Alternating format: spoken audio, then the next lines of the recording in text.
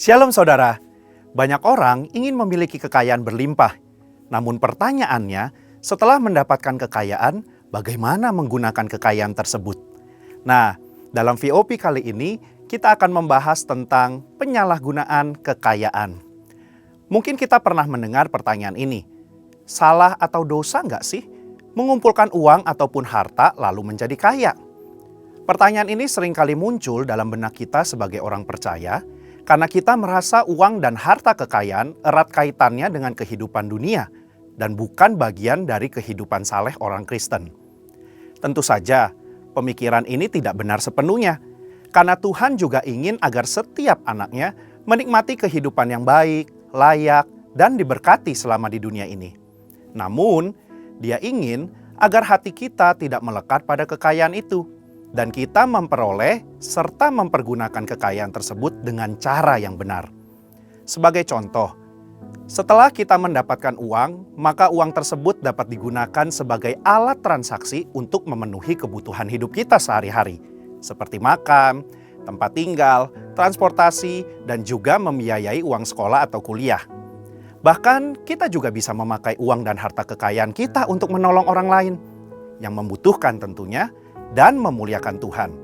Di mana hari-hari ini pun kita diingatkan untuk memberi dalam kemurahan.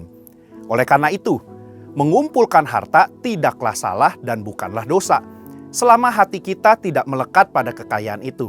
Dan kekayaan itu diperoleh serta digunakan dengan tujuan yang benar, berguna, dan bertanggung jawab.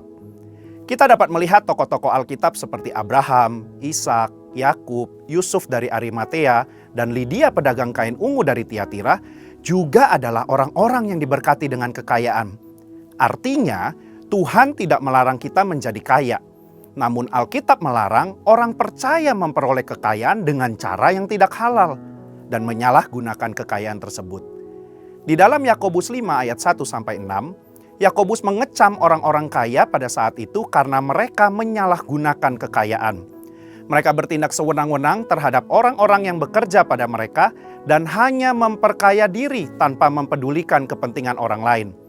Kekayaan menjadi tujuan hidup mereka, dan ini merupakan gambaran cinta akan uang, di mana karena seorang ingin kaya, ia menghalalkan segala cara demi memperoleh kekayaan itu dan menggunakannya untuk kepuasan diri. Menurut Yakobus 5 ayat 1-6, ada 3 dosa atau kesalahan yang dilakukan oleh orang-orang yang memiliki kekayaan. Yang pertama, menahan upah. Tindakan menahan upah merupakan tindakan yang tidak seharusnya dilakukan oleh orang yang diberkati Tuhan dengan kekayaan. Dalam Yakobus 5 ayat yang keempat, orang-orang yang kaya tidak membayar upah buruh sebagaimana yang telah disepakati menurut nilai dan waktunya. Orang-orang ini menahan upah dengan cara yang curang. Mereka terus memperkaya diri dengan cara menindas buruh mereka sendiri. Mereka tidak mempedulikan hukum Tuhan tentang orang upahan, dan ini adalah dosa. Yang kedua, menggunakan kekayaan untuk kepuasan daging. Yakobus 5 ayat 5 menggambarkan bagaimana orang-orang yang telah menerima kekayaan menggunakannya untuk hidup mewah, berfoya-foya, serta memuaskan keinginan hati dan daging mereka.